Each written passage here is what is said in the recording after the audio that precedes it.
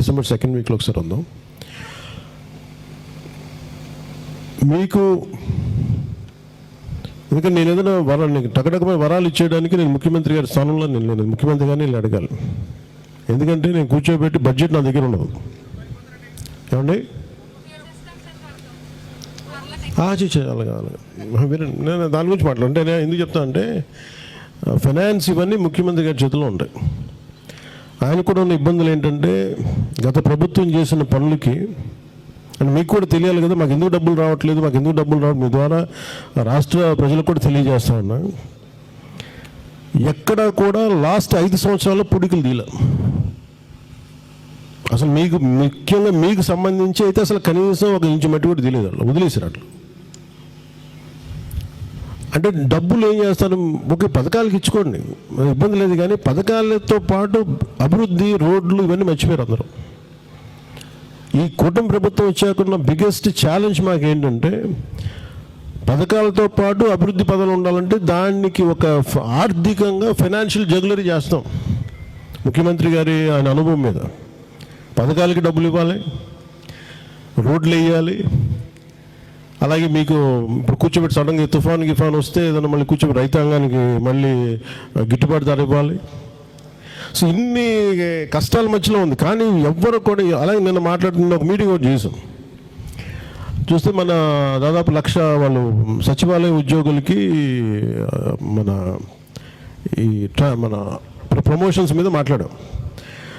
ఎక్కడ కూడా వాళ్ళకి ఉద్యోగానికి సంబంధించిన ఏ సర్వీస్ రూల్స్ పాటించకుండా చేసేసారు. వాళ్ళు చేసిన తప్పులన్నీ మేము కరెక్ట్ చేస్తా ఉన్నాం.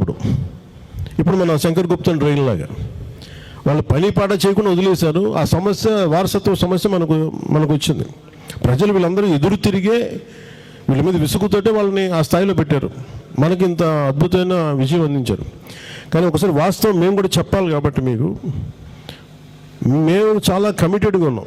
ఈ పర్టికులర్ అలయన్స్ ప్రభుత్వం నేను బాధ్యతగా తీసుకొని తక్కువ సీట్లు తీసుకొని కూడా దేనికి పెట్టుకున్నానంటే నేను ఇలాంటి సమస్యలని అడ్రస్ చేయడానికి ఉన్నాను. నేను కోనసీమ రైతాంగానికి నేను గలం అవుతాను, మీ గొంతును అవుతాను మీకు నేను. అందుకే నాకు కొంత మీరందరూ పెద్దలు కాబట్టి కొంత నాకు అనుభవంతో మీరు కొంచెం అర్థం చేసుకుని కొంచెం సానుకూలంగా నాతో వ్యవహరించండి చాలు. అంటే మీరు టైం లైన్స్ పెట్టి ఇప్పుడు ఇందాక పెద్దలు మీ పేరు సార్ సర్పంచ్ గారు చెప్పినట్టుగా మీరు ఏదో సినిమా చేసి డబ్బులు ఇచ్చండి అట్లా కాదు కదా, ప్రజాస్వామ్యాలు నడవదు కదా. ఇప్పుడు నాకేంటంటే కోనసీమ ఒకటే కాదు కదా, మా వెళ్తే చిత్తూరు మన అటువైపు కూడా పోవాలి కదా. అంటే అలాగా ఇవన్నీ ఏంటంటే మనకు మాటలకి 10 మంది సరదాగా బాగుంటాయి, కానీ ఇన్నికి ఇంత డబ్బు ఉంది ఇక్కడ. డబ్బుని అడ్డగోలుగా ఒక పథకం లేకుండా ఏం లేకుండా ఖర్చు పెట్టేశారు వాళ్ళు. ఇప్పుడు మనం తిరిగి ఒక ఆర్థిక వ్యవస్థని గాలిలో పెడుతున్నాం. ఈరోజు కలెక్టర్ గారితో మాట్లాడుతుంటే ఎంటైర్ కోనసీమ లేదా ఈస్ట్ గోదావరికి దాదాపు 3,000 నుంచి 4,000 కోట్లు డ్రైన్ల ఆధునీకరణకి కావాలి. ఈ డబ్బు ఎక్కడి నుంచి తేవాలంటే ఎవరి దగ్గర సమాధానం లేదు, ఇంక్లూడింగ్ ఫైనాన్స్ డిపార్ట్మెంట్తో సహా. ఎందుకంటే నేను ప్రజల్ని మభ్యపెట్టడానికి రావట్లా, వాస్తవాలు తెలియజేయాలి మీకు. ఈ వాస్తవాలు తెలియజేస్తాం మనం ఎలా కరెక్ట్ చేసుకునే సమస్యలని. అంటే నెక్స్ట్ టైం మనం ప్రజాప్రతినిధులను ఎన్నుకునేటప్పుడు కనుక మనం తప్పుడుగా ఏదో కూర్చోబెట్టి వాళ్ళుగా గాల్లో మేడలు కట్టి మనం నమ్మేస్తే ఈ పరిస్థితులు ఎలా వస్తాయి అనేది దీనికి ఒక తార్కాణం గత ప్రభుత్వం.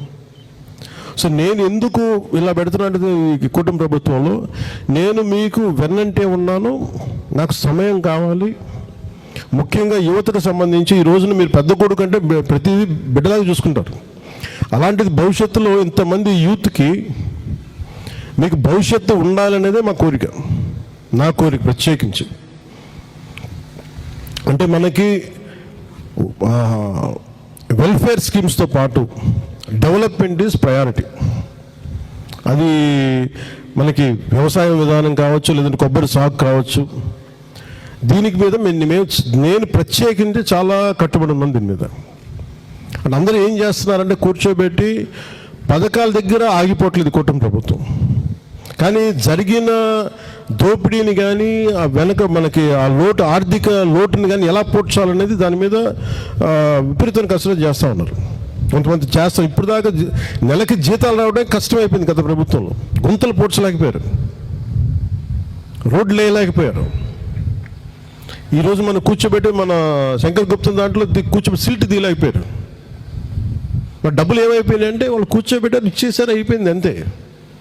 సో మనం మోర్ బాధ్యతగా ఉన్నాం. సో మేమండి ఎందుకు ప్రత్యేకంగా చెప్తున్నానంటే, నేను మిమ్మల్ని మభ్యపెట్టేసి రాత్రికి రాత్రి మొత్తం కొబ్బరి చెట్లు తీసేసి మొత్తం ఫ్రెష్గా రేపు ఎల్లుండి కల్లా మొత్తం కొబ్బరి చెట్లు వచ్చేస్తాయి అలాంటి అబద్ధపు మాటలు చెప్పడానికి నేను, ఎందుకంటే జెన్జీ సరికొత్త తరం వాళ్ళు మారుతూ ఉన్నారు.